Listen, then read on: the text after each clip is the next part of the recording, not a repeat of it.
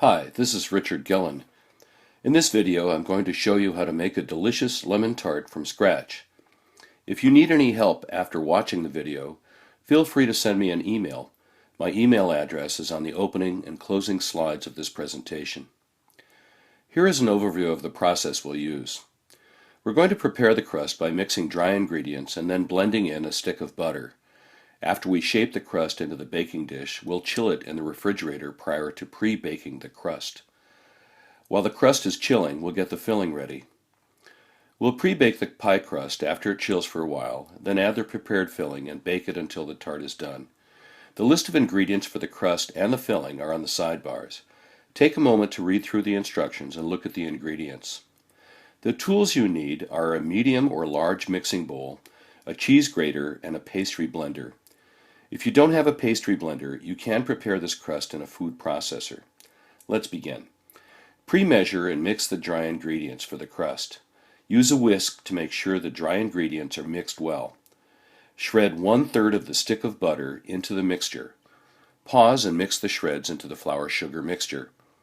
Pause after shredding the second third of the stick of butter and mix the butter into the dry mix again. Shred the last of the stick of butter and mix it all around. Use a pastry blender to chop up the butter shreds and blend them into the dry mixture. The goal is to coat each little tiny piece of butter with the flour-sugar mixture.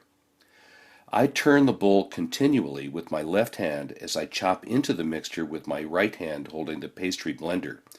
With practice, you'll get better at this. Clean the pastry blender as you go to clear out the butter from between the blades. The material is ready when the dough is consistently grainy and broken into very small pieces, almost powdery.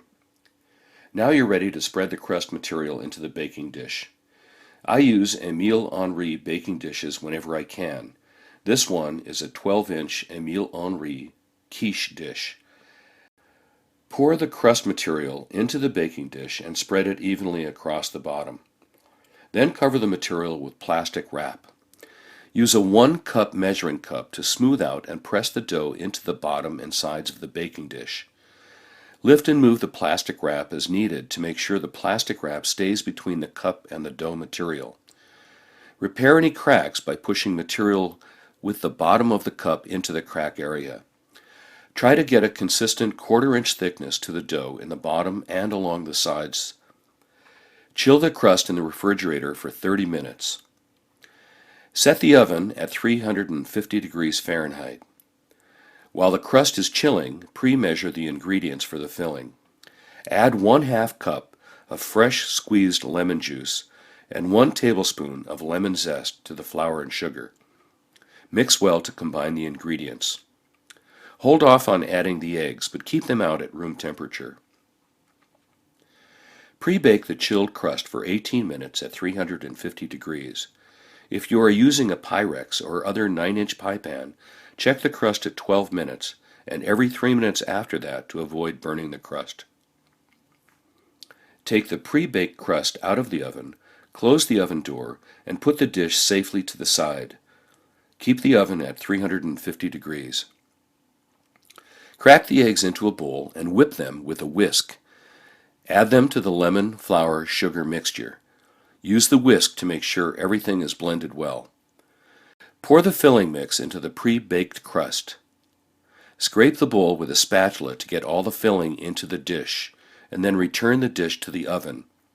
Be careful not to spill the filling out of the dish as you move it.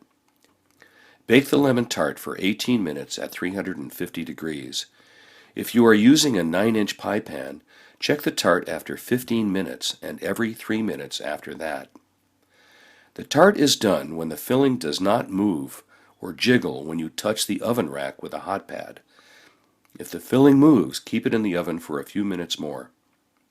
If the tart has any brown on top, take it out. It's done. Place the tart carefully on a trivet to cool the bottom. Keep the dish a safe distance from people and things that don't like heat. Let the tart cool for a couple of hours. After the tart cools, dust the top with powdered sugar. At Patisserie 31, we believe in love through food. Thanks for watching.